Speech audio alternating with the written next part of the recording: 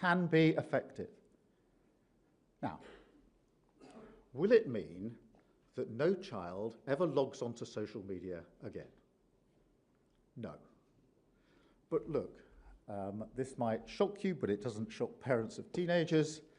They get around other laws too. But we don't say, oh, look, a teenager managed to get a drink somehow, so let's not bother banning alcohol sales to children. We don't do that, do we? That would be utterly ridiculous. And so I just don't accept that argument. Laws are rules, but they're also an expression of our values. They shape the social contract. And so this will change the conversations that parents have and the expectations of children over time. It will make a huge difference. It will make our children safer. It will make our children happier. And will give them more time, more security, more freedom to grow up, more opportunity. And that, at the end of the day, is what this government is about. It's why so many of the investments that we've made are about supporting children and young people in childcare, new nurseries, family hubs, apprenticeships, tackling child poverty, mental health support, technical colleges, in a youth guarantee for young people struggling to find work. And today, it's exactly the same approach. Now, this isn't just about taking something away, because we're also investing in music, culture, art, sport, all those activities that we know are so important to childhood, particularly for children who don't usually get those opportunities. So when you put all this together, these policies are not just fixes for our problems. They are the building blocks of a different Britain altogether, one where we know that our children are safe, happy, and secure, to go as far as their talent and their effort will take them. That is all any parent wants. They want to know that Britain will be better for their children, that they will get a fair chance. And that's what these changes are about. Restoring that hope for every family, a stronger Britain, a fairer Britain, and above all, a Britain where we invest in the future of every single child. That is why we're taking this step, and it is the right step for Britain. Thank you very much. Thank you. Thank you.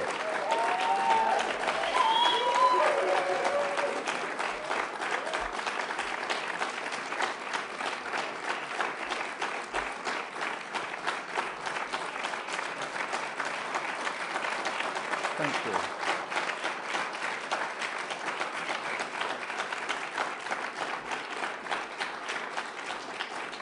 Thank you very much, and can I thank particularly the people here who have been part of the consultation with us, who've had conversations here and elsewhere, even in the room next door that I shared just a few weeks ago. I know the journey that some of you have been on. I know how hard it is. I can't imagine what some of you have been through, but I salute your courage in fighting for something that is so important for all children and the future of our country. So thank you again. I'm now going to take some questions from the media. I'm going to start with Zoe from BBC. Zoe. Prime Minister, can you tell us when this is going to start, how it will work, and what you'll do if one of the big platforms decides to leave the UK? Thank you. Yes, let me answer that, because we took powers earlier this year to make sure we could move at speed. I was very conscious that with the Online Safety Act, it took the last government 8 years from sort of identifying the beginnings of the problem to actually passing legislation. And I was determined that will not happen in this case. So we took the powers early. We hope to pass regulation before Christmas and therefore to bring the ban into force in the early part of next year, probably about springtime. So we can move at real pace here. That is why we took those powers, because I know that parents will, I think, be relieved and pleased that we've taken a decisive step, but they will now be saying, how quickly can you get on with it? We're going to go at speed now. We've taken the preparatory measures to make sure that we could do that. That's precisely why we did that some months ago. Thank you very much. I've got Louisa James from Good Morning Britain. Louisa. Hi, Prime Minister. Louisa James, Good Morning Britain. 6 months ago, you said you were against the idea of a ban. So what has changed your mind? Because there are some who are saying it is because you need a good headline this week. And on that, are you confident you'll still be here this time next week? Well, Louisa, firstly, I started this with an open mind. I'll be clear about that. I thought it was right for us to go through a consultation, to have a conversation and to listen to people along the way. And I'm absolutely clear in my mind that a ban is the right idea.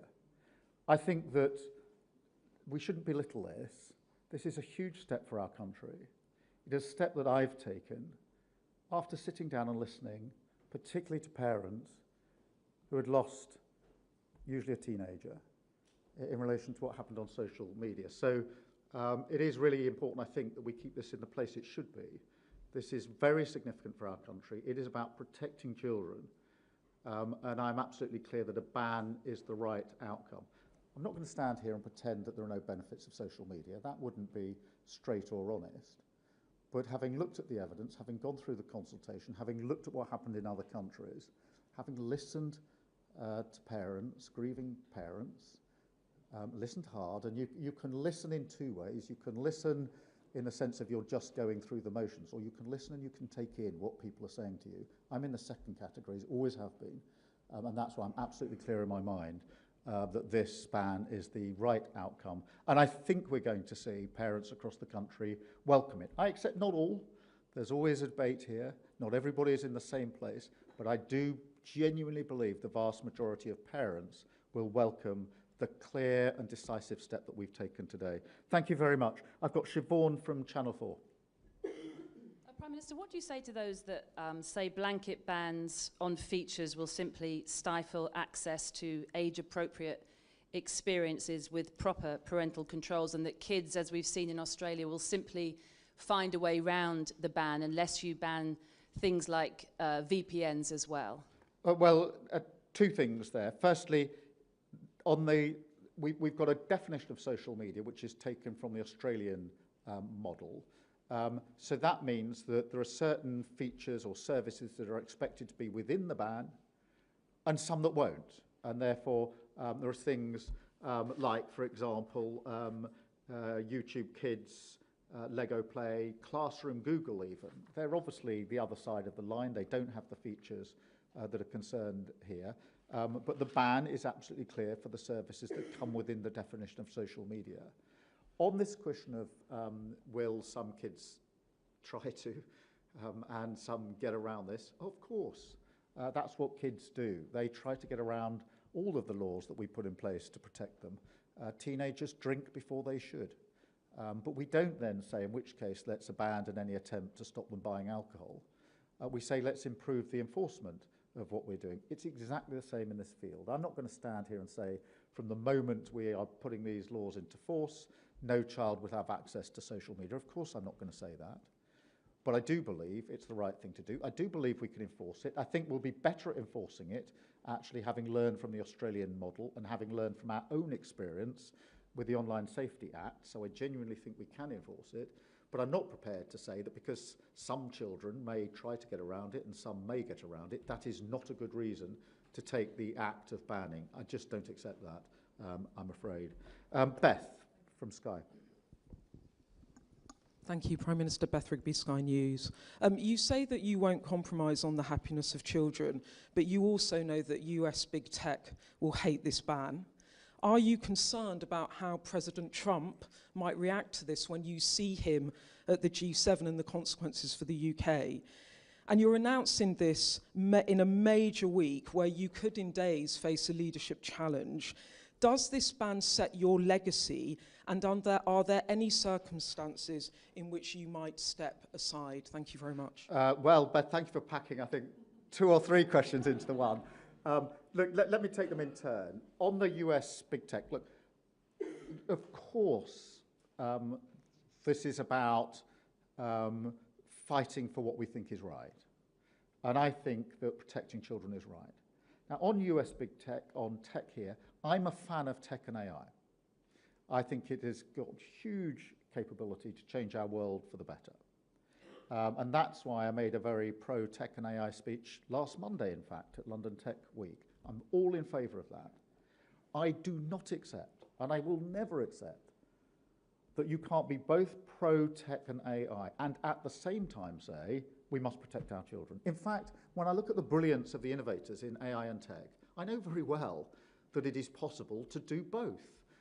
The innovation is incredible in AI and what is going on. Don't tell me that it's impossible for those innovators, those people who are brilliant at technology, to devise the ways to protect our children, and I think we should. So I think you can be pro AI and tech, which I am, but at the same time pro protecting our children, which I am. The two are not incompatible. They're not mutually exclusive. I think they go together. And actually, I think talking to the big tech companies, they know very well that they and all of us have a responsibility to protect children. And so I don't see, I'm not saying there aren't conversations to be had, Beth. I think there will be. But I genuinely think that we can be both pro-tech and AI and at the same time protect our children, and we will protect our children. It's a red line for me. I'm never going to accept the argument that for the future of AI and tech, we must leave our children exposed in the way that they have been or they might be in the future. I'll never accept that argument. And I don't think the vast majority of people in this country would say so. In relation to the legacy issues, I see this differently. This is a huge issue for the country. This isn't about any one individual. It is something which people in this room have been concerned about living with and campaigning about for years. And I think we do them, and all those who've been concerned about this, a disservice to try to put that into a particular week when there's a by-election. Actually, that's not what it's about. This is a statement of our values, who we are as a country. And it's a way of actually bringing our country together. So for me, this is bigger than some of the usual to and fro's of politics, although there's plenty of that. Thank you, Beth. Chris Hope from GB News. There's a lot of children are watching your speech right now over our breakfast show. Will you be fining them if they go on social media? What's the jeopardy for them? And just quickly, what this means for freedom of speech. Is it the thin end of the wedge? Will a future government use the powers you're bringing in to ban people they don't like from social media? Well, Chris, firstly, the enforcement will be on the platform providers, not on the children.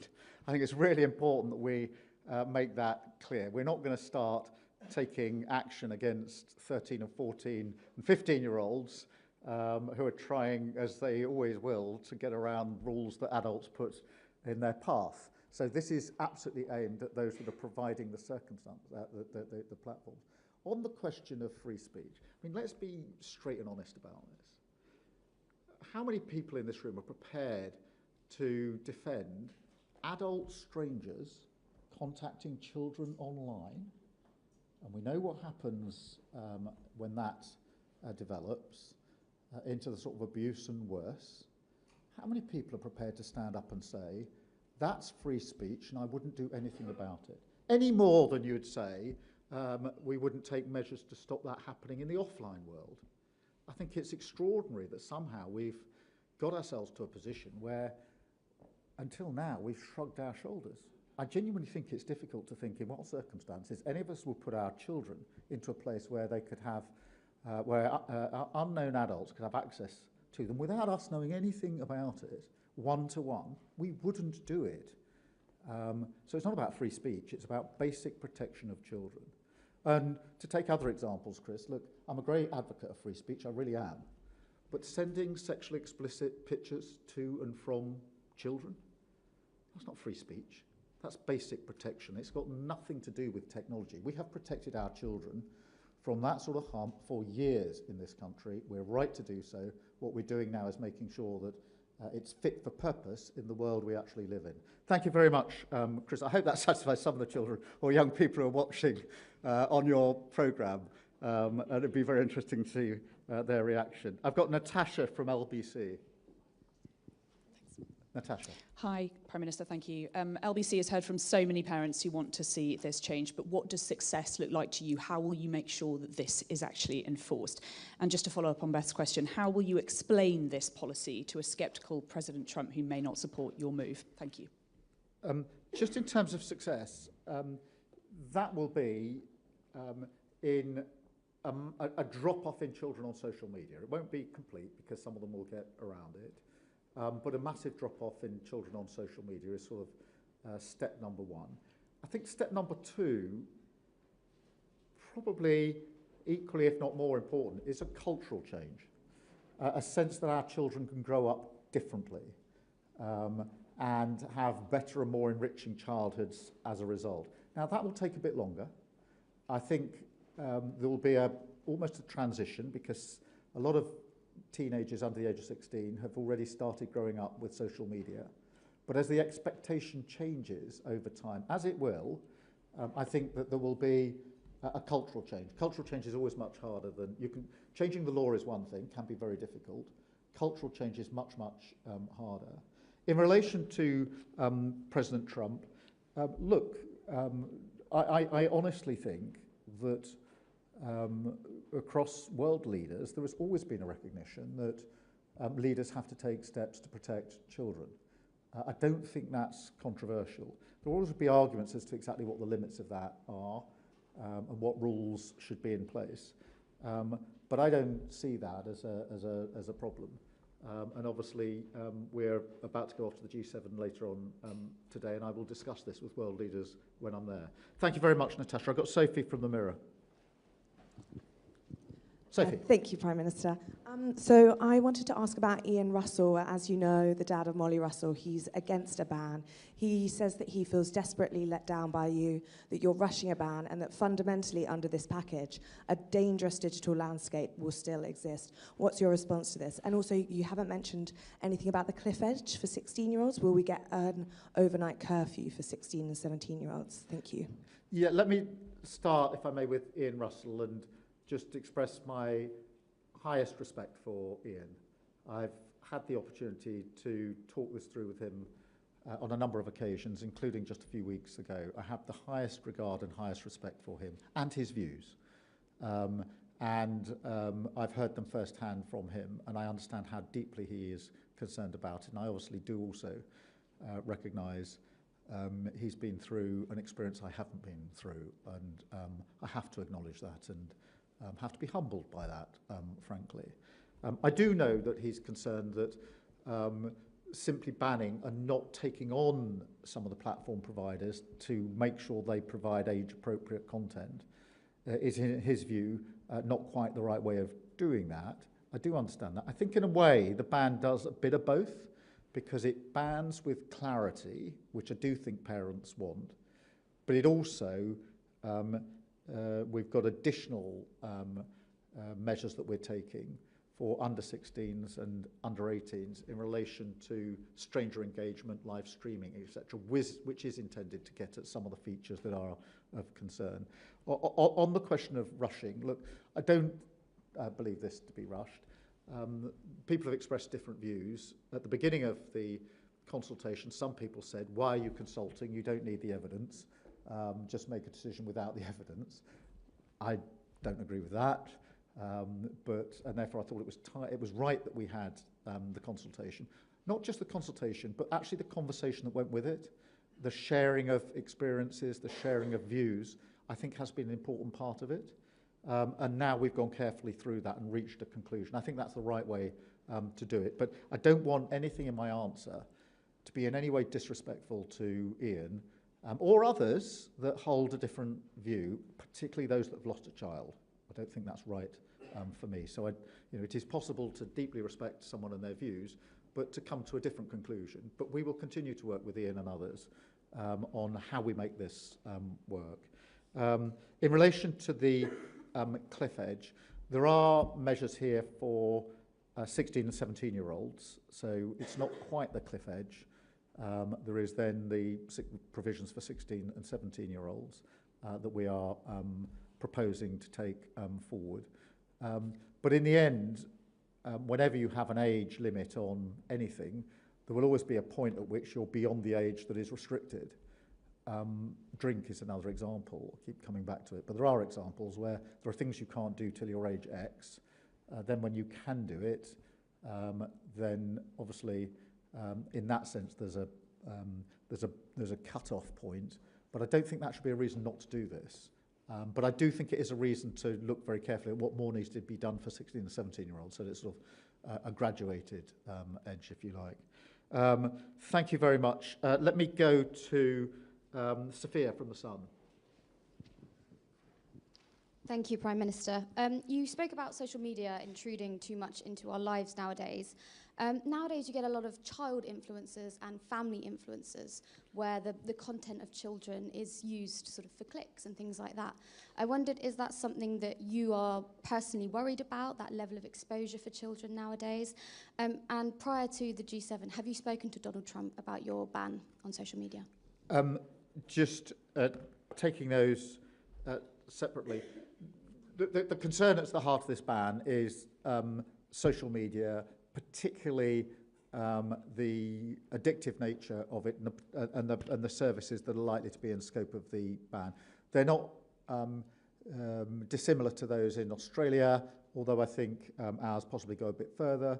Certainly I hope that on the enforcement side we will do better than that. It doesn't mean that there isn't any content a child can ever see on a screen, because there are obvious examples. For example, schools often use screens for homework purposes, and so we've got to have a sort of common sense approach in relation to that.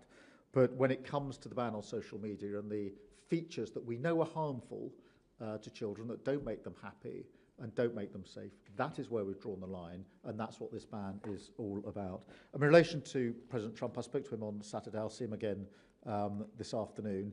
And yes, of course, we'll discuss this and many other issues. And lots of other leaders are very interested in it. I've had contact with other leaders in the course of the last few days because many countries are grappling with this issue, which is how do we keep our children safe online. It's not a particularly issue that relates only to the UK. You've seen other countries grappling with it. I think there will be a coming together of leaders' political thinking here, as countries will want to learn, just as we wanted to learn from Australia and go and explore how far they'd got. Other countries, I think, will be now looking to the UK to see whether that doesn't provide a blueprint for them. And I hope it does, because I want children to be safe whatever country they live in. Thank you very much. I've got Joe from Bloomberg. Prime Minister Joe Mays from Bloomberg. On the situation in the Middle East, if I may, there are many false dawns in the talks between the US and Iran. So how confident are you that this time it's for real? And we haven't seen any details of this peace agreement. What details would need to be in a peace agreement for you to support it? Yes. I do think this agreement is significant. And I acknowledge that there's been a lot of discussion in recent weeks where it looked like there might be agreement and then there wasn't quite an agreement, etc. This is an agreement. I do think it's significant. And I did discuss it with President Trump on Saturday, specifically. And so I want to do everything that I can. I want to work with other world leaders to make sure that this works. Now, obviously, nothing is guaranteed, but it is, I think, a significant breakthrough, a very significant breakthrough. Hopefully, something which, as we work together, we can turn into that enduring peace that we all want to see. You will know that we took preparatory action as a coalition of countries led by myself and President Macron to put together those countries that are prepared to do some of the reassurance work that's needed when we get to a moment like this to help get vessels through the Strait of Hormuz. We've got military planning behind that. So I hope now we can play our part in relation to that. So I do think this time it's significant. I do think it's very important, and I think it is vital that we all put our shoulder to the wheel now. Nothing is guaranteed, but this coming together now is the best way to ensure that we get the peace that we all need and also limit the impact on our economies, including here in the United Kingdom. So that's what we'll be discussing quite intensively, I suspect, over the next few days at the G7, starting from the moment we arrive this afternoon. Thank you very much, Joe. I've got Jim from the FT. Jim Pickard, Financial Times. Prime Minister, you spoke about some of the devastating tragedies involving young people and social media. But beyond that, there's been an epidemic of mental health problems in this country over the last decade or so, involving young people and their mental health issues. This seems to have begun about a decade ago. The use of smartphones began about a decade ago. Do you think the two things are connected, or do you think it's all just a coincidence? Thank you. I think there is a correlation. Obviously, establishing hard evidence is always difficult, but I do think there's a correlation. I think it became particularly intense during COVID, and I think we've all seen a cohort of young people, children and young people who lived through COVID, who have struggled perhaps a little more than others. I'm very concerned about that. I'm very concerned about the number of young people with mental health issues who are not in work. We've got a record number, and it's really important that we do everything we can to give them the support that they need. So I am concerned about that. I think everybody is concerned about it. So I'd say there's correlation. I'd say there's a particular added issue in relation to the COVID period for children and young people. Our job now is to act on that. The ban today is an important part of acting on that, but it's not the only part. Thank you, Jim. I've got Georgia. Prime Minister, I welcome your changes today, and I think they're absolutely amazing. And for under 16s, it's so important. But when a young boy does turn 16, the online misogyny is still going to be there waiting for him. And for women, it can take years to get justice, and that's if it even comes at all. So I want to know, beyond protecting children from the culture, how do you plan on changing the culture itself? Yeah, look, Georgia, thank you very much. And can I just acknowledge the work that you've done in relation to violence against women and girls and the leading part that you have played. I think the ban can help, but you're absolutely right to say there need to be other measures around it. And misogyny is a huge problem, particularly for young boys. We're doing a lot of work in our violence against women and girls strategy in relation to that, how we tackle that. Some of the other measures that we've taken outside of today's announcements in relation to the ability to pass and receive sexually explicit images, for example, I think is hugely important. It's not the only thing, but it is an important part of this build-up to misogyny. There's a huge amount more that we need to do, and we are doing. That's through the Violence Against Women and Girls strategy, and I look forward to working with you on it. Thank you, Georgia. And I've got Alison Perry. Alison Perry, content creator and podcaster. Prime Minister, parents have spent years feeling like we're fighting this battle alone. Beyond restricting the access with this ban, what practical help are you going to be offering parents who are trying to raise children in a world dominated by smartphones and social media? Well, Alison, thank you for raising that. I do think that the ban is a really important step, but there's got to be stuff around it. And I think that is working with parents, I think working with schools as well. We need to think about how this fits within the school curriculum, how children learn about technology and AI and social media, because the mere fact that we're banning it from under 16, which we will, doesn't mean we don't need to teach children about social media, because they're going to be exposed to it when they're past 16, or then again when they're past 18. And therefore, whether it's working with parents or working with schools, we need to do the necessary work. I think that will also be part of the culture change that we need to bring about in relation to social media. So you're absolutely right, there's more work that needs to be done around this. But what today is a really important, clear and decisive step to ban children from social media under the age of 16. And I do think that the vast majority of people across the country will welcome that. Thank you all very much indeed. Thank you.